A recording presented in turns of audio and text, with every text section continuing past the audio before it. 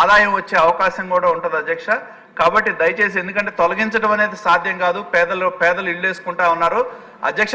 గతంలో మొన్న చూసాం అధ్యక్ష, ఎక్కడెక్కడో నిషేధిత జాబితాలో ఉన్న భూముల్ని రెవెన్యూలో మన జీవో ఒకటి తీసుకొచ్చి భూములన్నీ పొలాలన్నీ రాశారు అధ్యక్ష గత ప్రభుత్వం.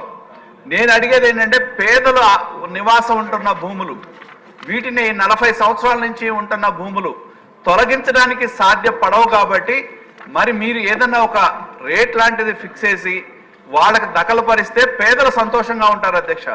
పేదల కోసం మన ప్రభుత్వం ఉంది.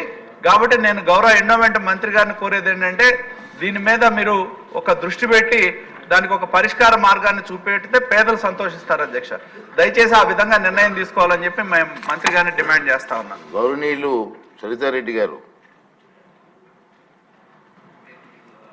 ధన్యవాదాలు అధ్యక్ష, మాట్లాడే అవకాశం ఇచ్చినందుకు. మా పాణ్యం నియోజకవర్గంలో దేవాలయాలకు చాలా భూములు ఉన్నాయి అధ్యక్ష. సుమారు 6,300 ఎకరాల పొలాలు ఉన్నాయి అధ్యక్ష. ఇందులో చాలా దేవాలయాలకు కనీసం ధూపదీప నైవేద్యాలకు కూడా నోచుకొని పరిస్థితి ఉంది అధ్యక్ష.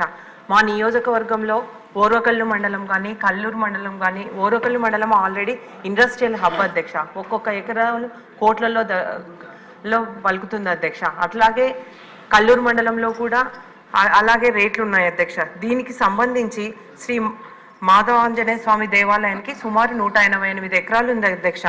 దానిలో చాలామంది 70 ఎకరాలు పైన అధ్యక్ష రియల్ ఎస్టేట్ వారి కోసము ఆక్రమించుకున్నారు అధ్యక్ష.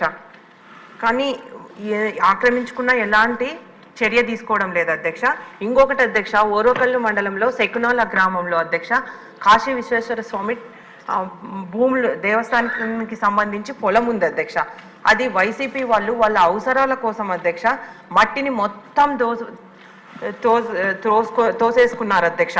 కాబట్టి అది ఇప్పుడు వ్యవసాయానికి పనికి రాకుండా అయిపోయింది అధ్యక్ష. మీ ద్వారా ఒకటే తెలియజేస్తా ఉన్నా మంత్రి గారికి, దీనిపైన ఒక కమిటీ ఏర్పాటు చేసి వారిపై చర్యలు తీసుకోవాలని కూడా మీ ద్వారా కోరుతున్నాను అధ్యక్ష. మినిస్టర్ గారు.